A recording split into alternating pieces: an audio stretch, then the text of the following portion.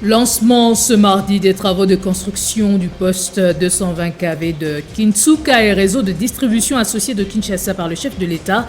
La pose de la première pierre a été faite dans la commune de Mangafula.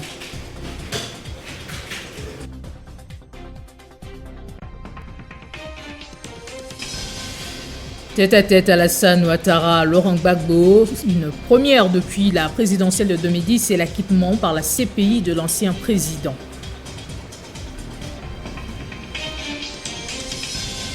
Nous irons au pays de l'oncle Sam également, qui serre la vis dans sa lutte contre la Covid-19 avec des nouvelles mesures restrictives.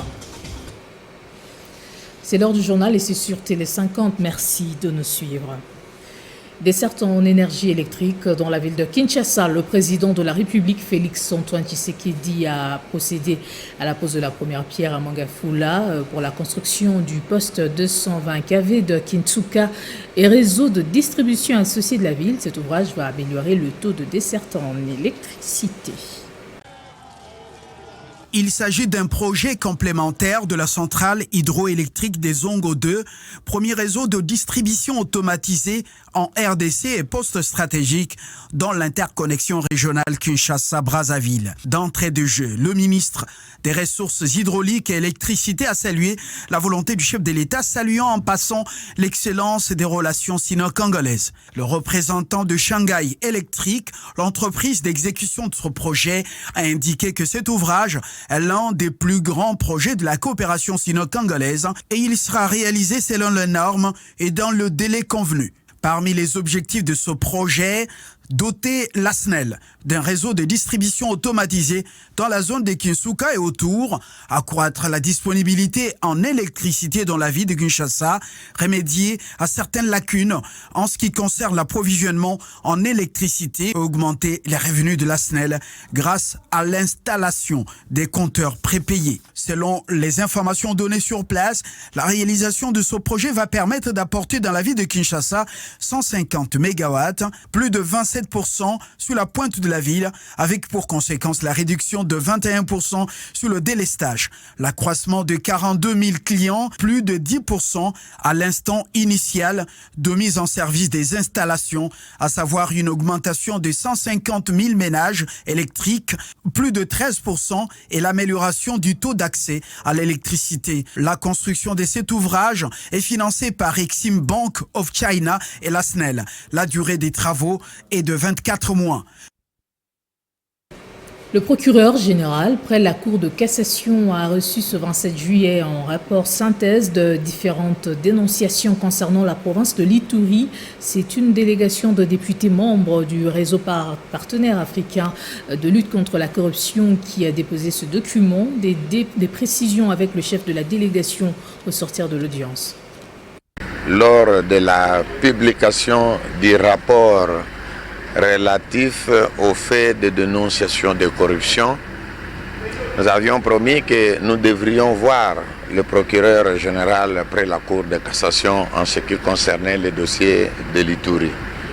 Et aujourd'hui, c'est chose faite.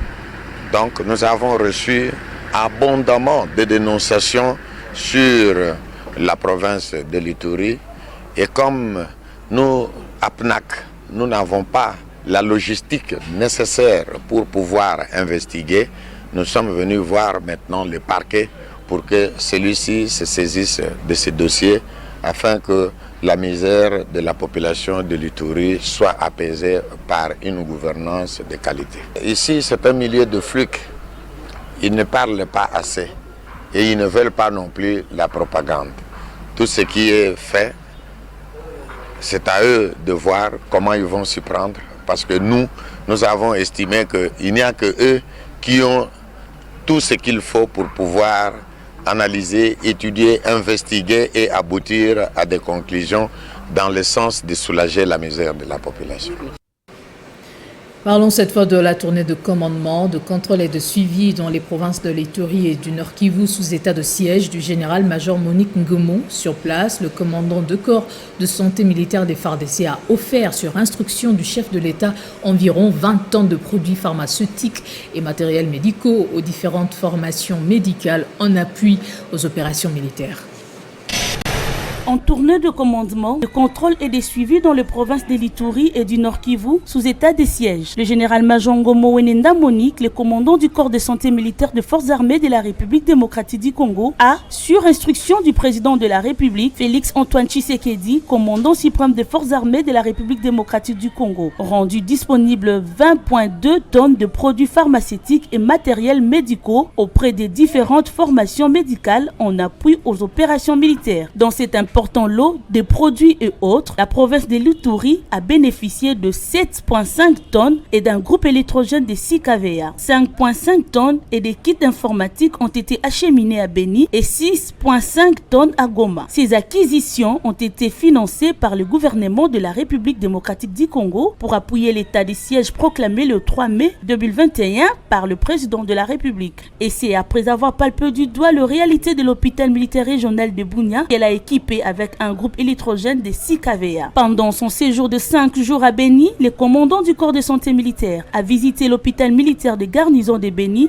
et le centre médical opérationnel du camp Mambangu et le centre de santé de l'unité médicale d'intervention rapide de Oicha. Le général-major Ngomo a terminé sa tournée dans les provinces sous état de siège par la ville de Goma, chef-lieu de la province du Nord Kivu. Ici, après la remise des médicaments, elle a visité l'hôpital militaire régional de Katindo et l'hôpital mobile de la campagne Kanyaruchinya, installé sur instruction du commandant suprême des forces armées de la République démocratique du Congo pour assurer la prise en charge des victimes de l'éruption volcanique de Nyiragongo et des populations riveraines. Voici la déclaration du général-major Ngomo au terme de sa tournée consacrée essentiellement à l'appui des provinces sous état de siège en produits de matériels médicaux.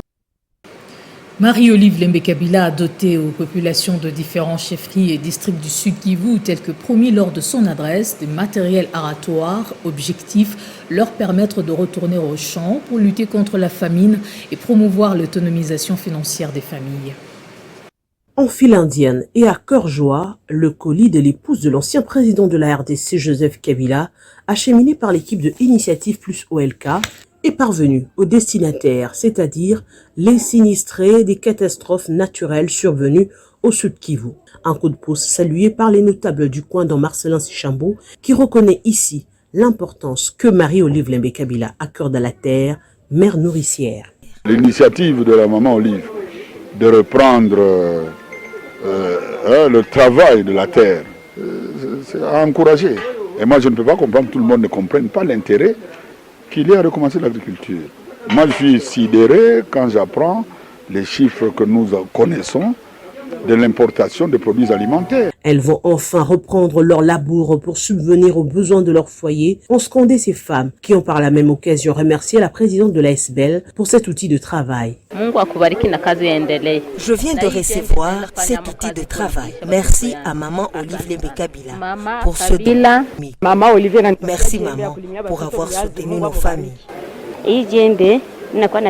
Maman Olive Lembe-Kabila est toujours attentionnée à nos difficultés. Merci maman pour ces houes.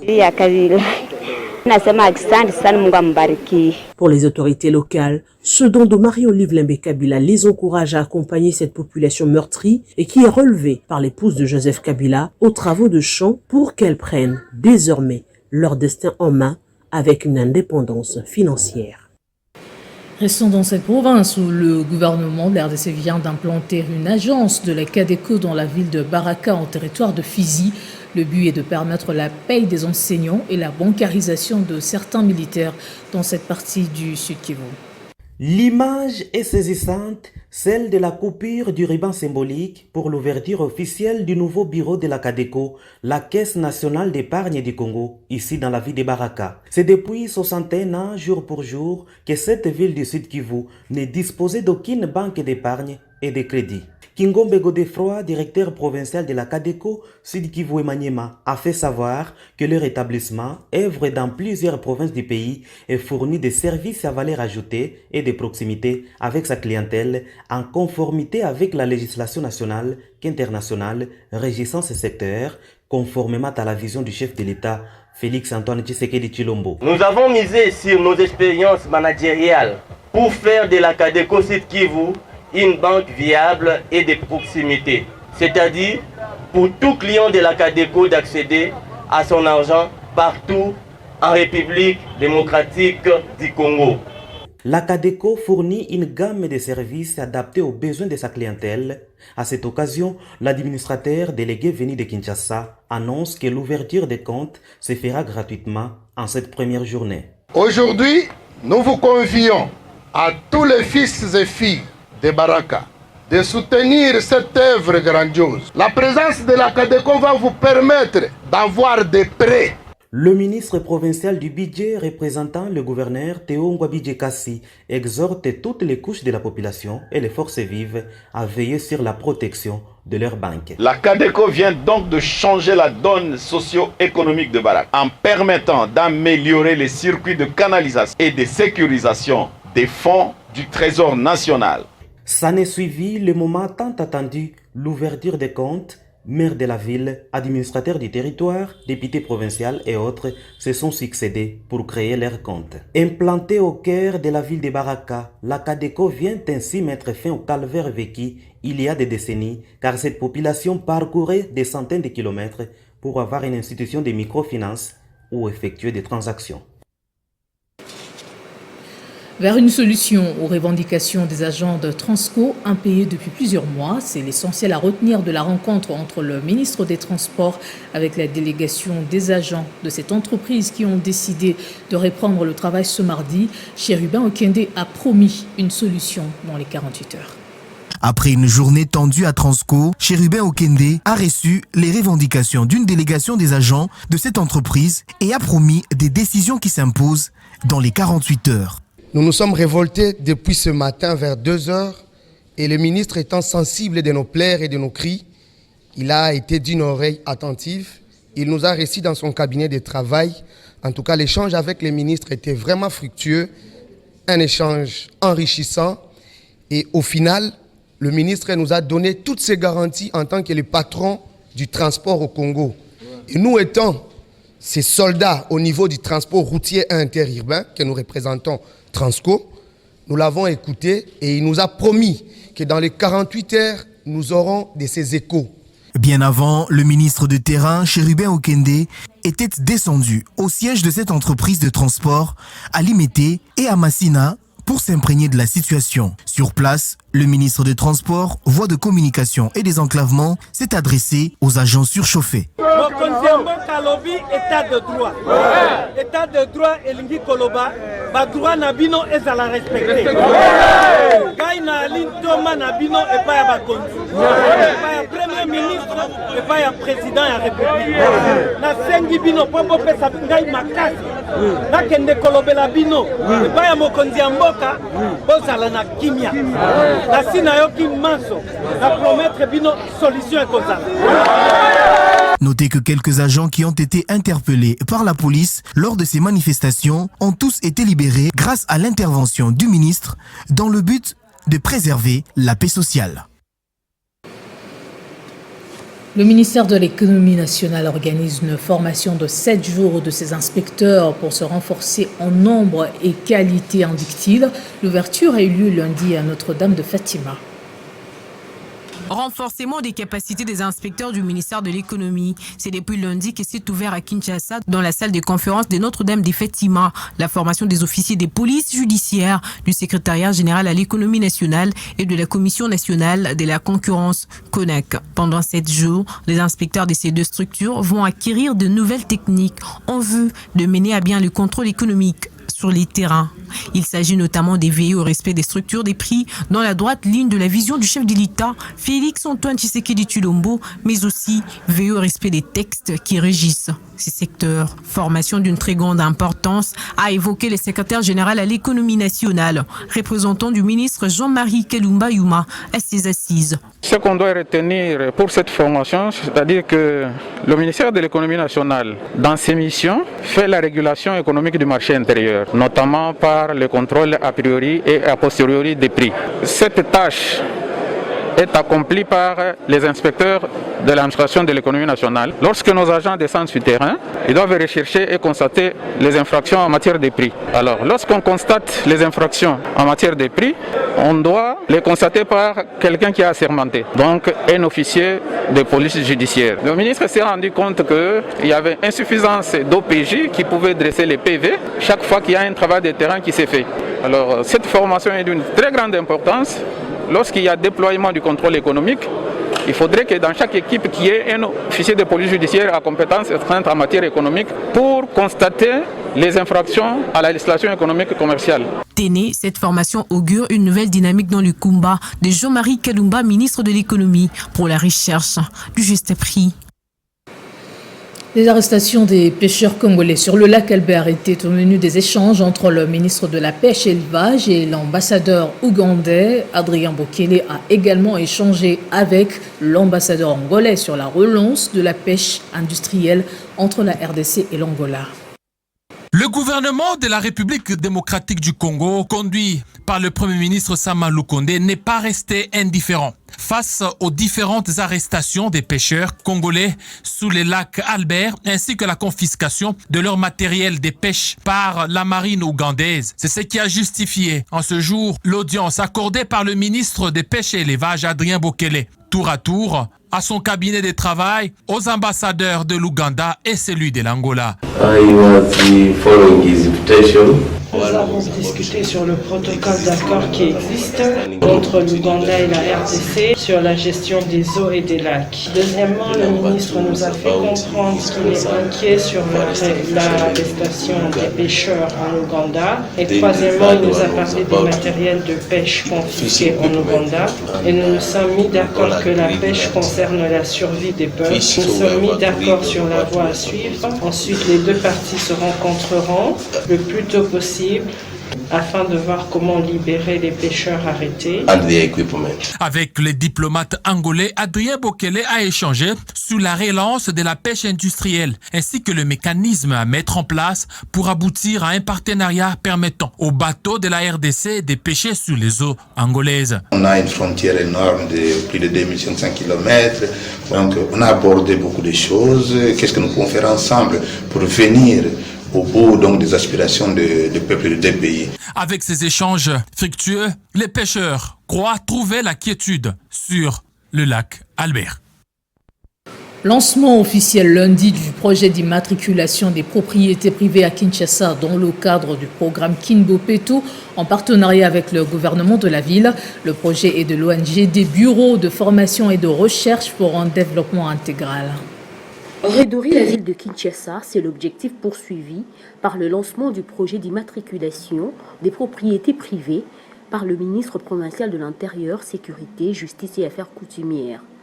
Une pierre à l'édifice du programme Kinbopeto, un travail de l'ONG Bureau de formation et de recherche pour un développement intégral, Bufordi, propose tout un pactage. Ce projet résout beaucoup de problèmes. Il y a le problème majeur, c'est la difficulté à pouvoir retrouver les adresses. Aujourd'hui, pour retrouver les adresses, il faut demander, il faut se faire guider. Si vous ne voulez pas demander, vous passerez des heures à chercher une adresse. J'estime que vous n'allez même pas trouver. Mais ce projet vient d'abord pour résoudre ça. Nous n'identifions pas seulement les maisons, mais nous allons doter des plaques à chaque parcelle, chaque avenue, chaque rue, chaque quartier, et même nous allons délimiter les communes. Tous les moyens sont mobilisés pour la réussite de ce projet. Les moyens suivent la volonté. Quelqu'un a dit, celui qui veut trouve les chemins. Celui qui ne veut pas présente des excuses. Puisque la volonté là, puisque la détermination là, les moyens vont suivre. Nous allons les faire pour toute la ville de Kinshasa et pourquoi pas pour les provinces importantes de notre pays. Les projets d'immatriculation des propriétés privées du Bufordi vient en appui à l'urbanisation et à la modernisation de Kinshasa avant de s'étendre dans tout le reste du pays.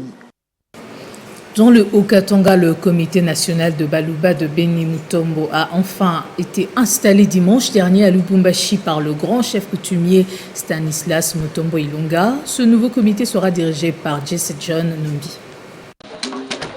C'est dans la salle de conférence à Roubaix de Lubumbashi que cette cérémonie d'installation du nouveau comité national de la mutuelle des Baluba de Beni Mutombo Mukulu des Kanyama a vécu dimanche 25 juillet 2021. Une cérémonie présidée par le grand chef congolo Moana Célestin Ilunga, venu des Kanyama pour cette fin. devant plusieurs ressortissants des Kanyama et de la notabilité des Balouba Ibukata, Diosé Numbi John, président de cette mutualité de Benemutombo Mukulu, est installé. Pour diriger l'équipe nationale. Pour prendre les commandes. L'équipe nationale, vous dirigez. Parce que le comité que vous dirigez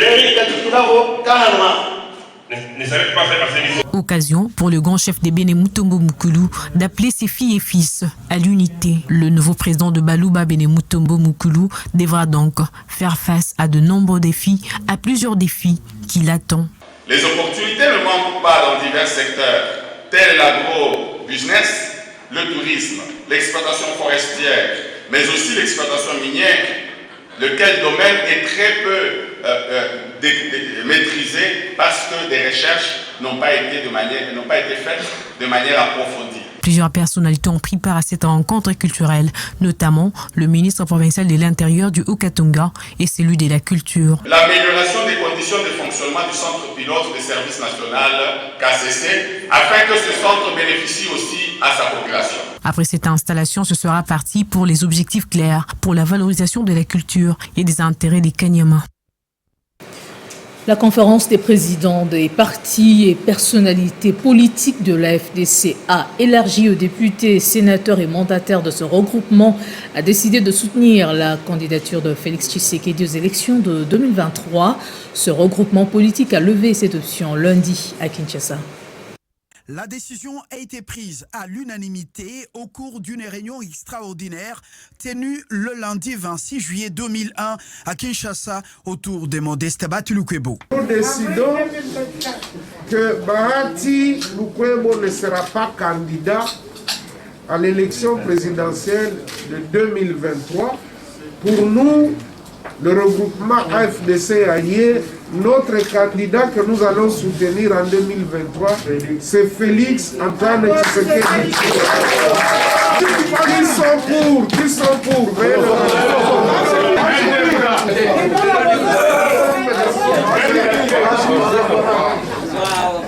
Une position très claire qui vient couper court aux rumeurs qui ont circulé récemment présentant l'actuel président du Sénat comme futur candidat à l'élection présidentielle de 2023. Au cours de cette même réunion, la conférence des présidents, l'organe de prise des décisions de la FDCA, a donné mandat à Modeste Bahati Lukwebo, son président statutaire, de désigner en représentant de la FDCA à la Commission électorale nationale indépendante.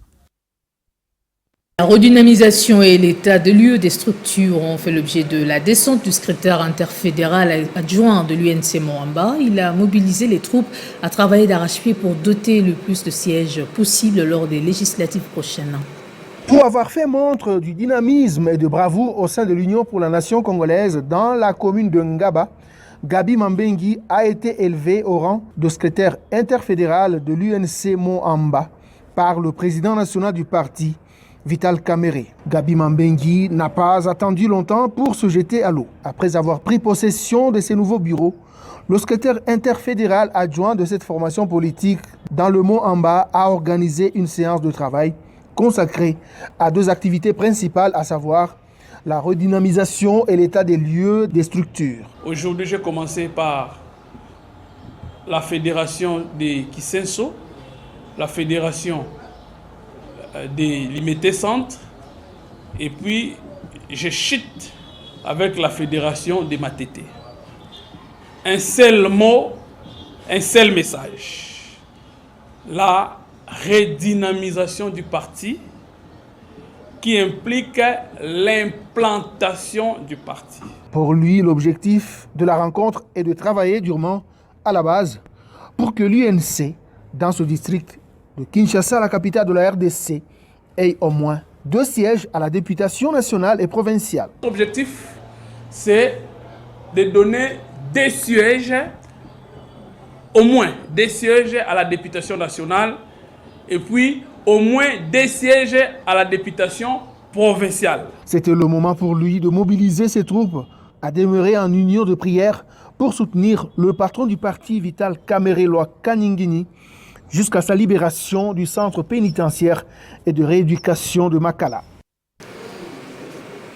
Son arrivée à Lodja a été précédée par la cérémonie funéraire de son collègue à l'Assemblée nationale, Charles Longonia. Après avoir représenté le chef de l'État lors des derniers hommages à Katako Kobe, Lambert Mende a aussitôt lancé les activités de ses vacances parlementaires dans son fief électoral. Comme à chacun de ses déplacements, c'est une foule tout ébranlée qui vient à sa rencontre. Lui, Lambert Mende, le porte-étendard de la cause du Sankourou et le meilleur élu de Lodja à l'Assemblée nationale depuis 2006. Après les obsèques de l'élu de Katako Kombe, Charles Longonia, les députés nationaux a aussitôt entrepris dans le cadre de ses vacances parlementaires une tournée dans sa circonscription électorale. Aucun groupement ni secteur n'a été oublié.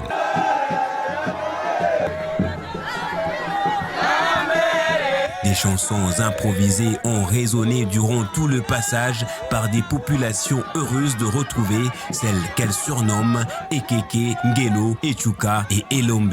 Après les retrouvailles, place aux choses sérieuses dans une véritable palabre africaine. Tous les mots de la population ont été présentés aux l'élu de manière franche.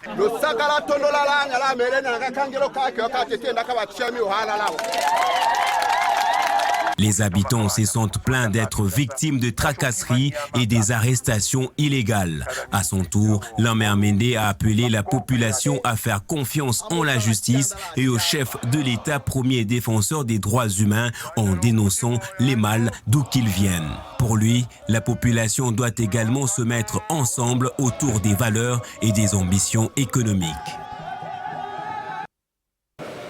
Après les marchés et universités, cette fois, ce sont les centres hospitaliers à bénéficier des dons de Angèle Cosmétique dans le cadre de sa responsabilité sociétale. Engagée dès les premières heures dans la lutte contre le Covid-19, Angèle Cosmétique, en compagnie de Palmco, a remis un lot important de gel hydroalcoolique et savon aux institutions de santé qui se distinguent dans la prise en charge des malades de Covid-19. C'est l'une des entreprises qui aura été le plus aux côtés du gouvernement dans la lutte contre la Covid-19, non seulement parce qu'elle fabrique les produits les plus utilisés contre le virus, mais aussi en raison de son engagement social. Ce mardi, en compagnie de Palmco, Angèle Cosmétique a fait des dons à des centres hospitaliers les plus engagés dans la prise en charge des patients malades de Covid-19. La tournée a débuté aux cliniques universitaires à plus ou moins 20 km du centre-ville. L'institution hospitalière de l'université de Kinshasa a été choisie pour la qualité de son service. Nos produits sont tellement efficaces, détruisent à 99,99% toutes les bactéries, et que c'est au niveau des centres hospitaliers où on soigne les malades Covid, où le virus circule abondamment. Et pour protéger le personnel médical, mais aussi les visiteurs des malades Covid, il faut renforcer les gestes barrières. Après la colline inspirée, direction le centre hospitalier de Montcollet avant d'achever pour la journée de ce mardi à l'hôpital du Cinquantenaire. C'est une assistance bien importante qui est remise aux hôpitaux, des gels hydroalcooliques, des lingettes, des savons et des laits anti-moustiques. Ces produits sont destinés prioritairement au personnel soignant, aux malades ainsi qu'à leurs familles. La campagne va se poursuivre dans d'autres centres hospitaliers dans les jours prochains. Dans l'actualité panafricaine, rencontre ce mardi entre Alassane Ouattara et son prédécesseur Laurent Gbagbo, une première depuis la présidentielle de 2010 émaillée des violentes crises et l'acquittement par la Cour pénale internationale de l'ancien président Laurent Gbagbo. Direction à présent le pays de l'oncle Sam pour atterrir. Tous les voyageurs internationaux vaccinés ou non sont interdits de fouler le sol américain et les frontières américaines restent fermées. Annonce faite par la Maison-Blanche afin de lutter efficacement contre la progression rapide du variant Delta aux États-Unis. Et on va prendre le rappel des titres avant de nous quitter. Lancement ce mardi des travaux de construction du poste 220 kV de Kintsuka et réseau de distribution associé de Kinshasa par le chef de l'État. La pose de la première pierre a été faite dans la commune de Mangafula. Tête-à-tête Alassane Ouattara, Laurent Gbagbo ce mardi. Une première depuis la présidentielle de 2010 et l'acquittement par la CPI de l'ancien président Laurent Gbagbo.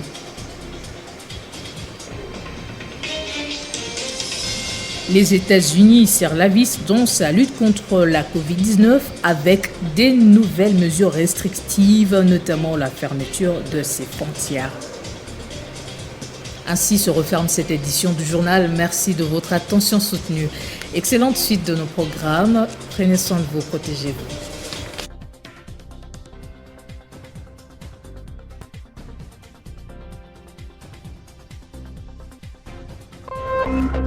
Téléchargez les infos Télé 50 sur www.tele50.cd.